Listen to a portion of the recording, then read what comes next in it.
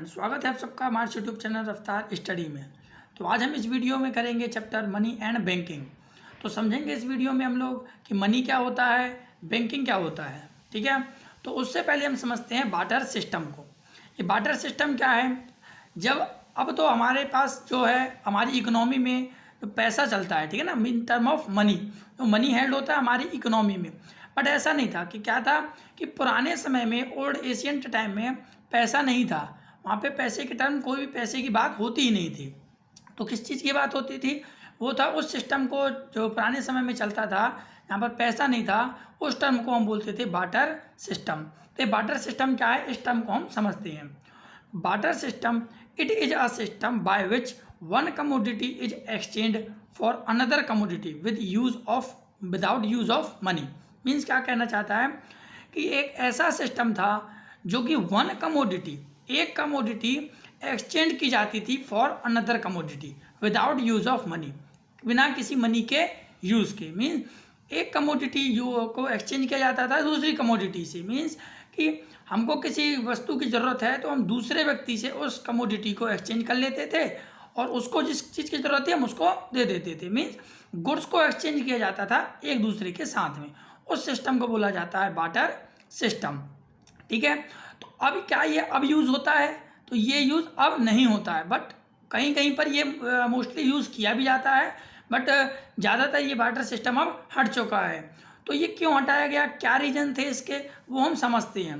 तो वो दे रखा है हमारे लिमिटेशंस, इसके ड्रॉबैक्स क्या है, मीन्स इसका क्या कारण था कि जो बार्टर सिस्टम है उसको हटाया गया। तो सबसे जो पहली प्रॉब्लम थी वो थी हमारी problem of double coincidence of want. इसका मतलब क्या होता है? Double coincidence of wants means need of two individual should be complement each other. यहाँ का इसका मतलब है कि जो डबल कॉन्सिडेंस ऑफ वांट्स का मतलब है जो नीड ऑफ टू इंडिविजुअल, जो दो लोगों की जो जरूरत थी, ठीक है ना, should be complement each other. Complement का मतलब होता है संपूरक। मीन्स दोनों को एक दूसरे की चीज़ की जरूरत होनी चाहिए। मीन्स एग्जाम्पल से थ्रू समझते हैं, समझ में आ जाएगा। If a person having a rice, मान लो यदि किसी एक पर्सन के पास राइस है, वॉन्ट्स टी, और वो चाय चाहता है, मीन्स चाय पत्ती, यहाँ पे वो चाय पत्ती चाहता है, उसके पास क्या है, चावल है, और वो क्या चाहता है, tea. Then he can exchange rice with a person who has tea and need a rice. अब उसको एक ऐसे व्यक्ति को फाइंड आउट करना पड़ेगा जिसको राइस की ज़रूरत है, ठीक है, बट उसके पास टी होना चाहिए, ठीक है ना।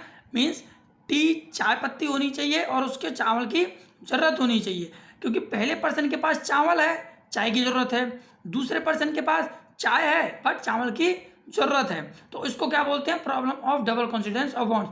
अभी प्रॉब्लम कैसे थी?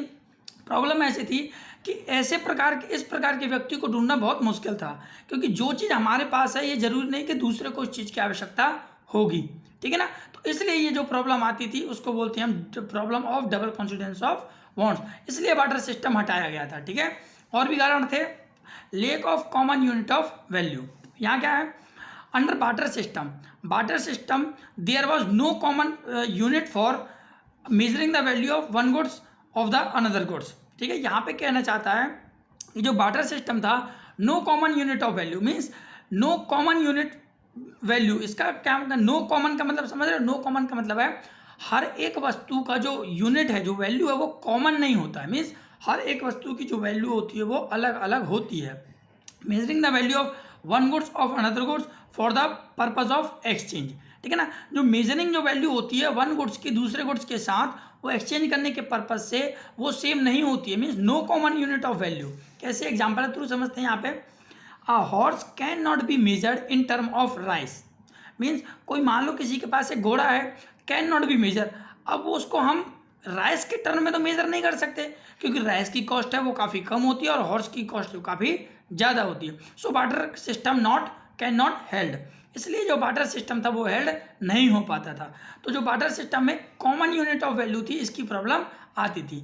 नेक्स्ट है हमारा, आप समझते हैं नेक्स्ट, जो कि हमारा लेक ऑफ स्टोर वैल्यू। इस लेक ऑफ स्टोर वैल्यू का क्या मतलब होता है?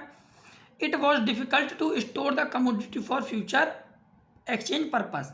यहाँ क्या है lack of store value, store value का मतलब होता है उसको रखने में परेशानी आती थी, मीन्स स्टोर करके रखने में। It was difficult to store the commodity, difficulty होती थी कमोडिटी को स्टोर करने में, ठीक है ना, फॉर फ्यूचर एक्सचेंज पर्पस। यदि हम उसको फ्यूचर एक्सचेंज के पर्पज से यदि हम रख लेते हैं उसको, तो उसको डिफिकल्टी होती थी उसको रखने में। कैसे होती थी प्रॉब्लम समझते हैं। For example, milk vegetable can not B store for future exchange. Milk है, वेजिटेबल है, जिसको हम फ्यूचर एक्सचेंज के पर्पज से स्टोर करके नहीं रख सकते, क्योंकि मिल्क है 1 दिन चलेगा, 2 दिन चलेगा, उसके बाद ख़राब हो जाता है। सेम एज वेजिटेबल का नेचर होता है, 1 दिन रखोगे, 2 दिन रखोगे, उसके बाद ख़राब हो जाएगा। और यदि तुम इसको स्टोर करके रखना चाहते हो कि मैं तो इसको नहीं भाई 10 दिन बाद इसको सेल आउट कर दूंगा वेजिटेबल को, तो ये तो पॉसिबल है नहीं, ठीक है। तो इसलिए जो स्टोर वैल्यू थी इसमें यार डिफिकल्टी आती थी, ठीक है ना, क्योंकि पैसा तो वहाँ पे था नहीं, और हम एक्सचेंज करते तो मान लो हमारे पास वेजिटेबल है, तो हमको तुरंत किसी को ऐसे व्यक्ति को ढूंढना पड़ता जिसको वेजिटेबल की ज़रूरत है, और ये इसका जो वेजिटेबल इसको उस व्यक्ति को ढूंढना हमारे लिए काफ़ी ज़्यादा टफ पड़ता, ठीक है ना। तो इसलिए ये हमारे लिए एक प्रॉब्लम बन चुकी थी। देन आता है फोर्थ हमारा, lack of standard for deferred payment. ये क्या है, डेफर्ड पेमेंट, डेफर्ड का मतलब होता है उधारी पेमेंट, ठीक है ना। तो एक उधारी जो पेमेंट था, हम किसी से उधार लेते हैं, उसका पेमेंट करने में हमको प्रॉब्लम आती थी, लेक थी। अब कैसे था प्रॉब्लम समझते हैं। Standard of deferred payment which create difficulty in credit transaction. जो डेफर्ड पेमेंट था वो क्रेडिट ट्रांजेक्शन करने में बहुत डिफिकल्टी उत्पन्न करता था, ठीक है। कैसे, borrower may not be avail to arrange the same goods at the time. Means क्या था, मान लो किसी व्यक्ति ने किसी से कुछ चीज़ उधार ली। अब मान लो हम समझ लेते हैं मशीनरी, कोई भी चीज़ मशीन उधार ले ली उससे, ठीक है ना। अब वो क्या करेगा, अब उसको यूज़ करेगा वो, तो भाई जब वो यूज़ करेगा उसको, तो क्या मान लो 1 महीने के लिए उसने उधार लिया है, तो क्या 1 महीने बाद वो मशीनरी उसी क्वालिटी का रहेगा, वो नहीं रहेगा, ठीक है ना, क्योंकि उसके जो क्वालिटी है, क्योंकि वो यूज़ होगा कंटिन्यूसली, उसका यूज़ करेंगे तो उसमें डेप्रीसिएशन आएगा, ठीक है, और डेप्रीसिएशन आएगा तो उसकी वैल्यू है वो डिक्रीज हो जाएगी, तो देयर क्वालिटी भी डिक्रीज। वो एट अ टाइम, जो टाइम पर वो वापस करना चाहेगा तो वो उसी क्वालिटी में नहीं वापस कर सकता उसको, उसकी क्वालिटी क्या हो जाएगी, डिक्रीज हो जाएगी, क्योंकि वो कंटिन्यूसली उसको यूज़ कर रहा है। But in term of money, यदि हम इसको मनी के टर्म में बात करते हैं, फ्यूचर पेमेंट भी arrange because the value of money remain same. But वो मनी के टर्म में बात करते हैं तो उसकी वैल्यू पर कोई गिरावट नहीं आती है, वो रिमेन सेम रहता है। मान लो किसी व्यक्ति ने उससे 30,000 रुपये लिए हैं, यदि वो 3 महीने, 4 महीने, साल भर बाद भी लौटाता है, तो क्या पैसे की वैल्यू कम हो जाएगी? क्या 30,000 25,000 बन जाएगा? नहीं बनेगा।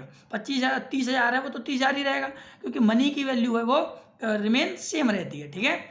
तो बार्टर सिस्टम में हम किसी से उधार लेते थे तो हमको वही गुड्स वापस करने में काफ़ी ज़्यादा प्रॉब्लम होती थी, तो डेफर्ड पेमेंट में हमको प्रॉब्लम आती थी, बट मनी के टर्म में इसको सॉल्व किया जा सकता था, ठीक है।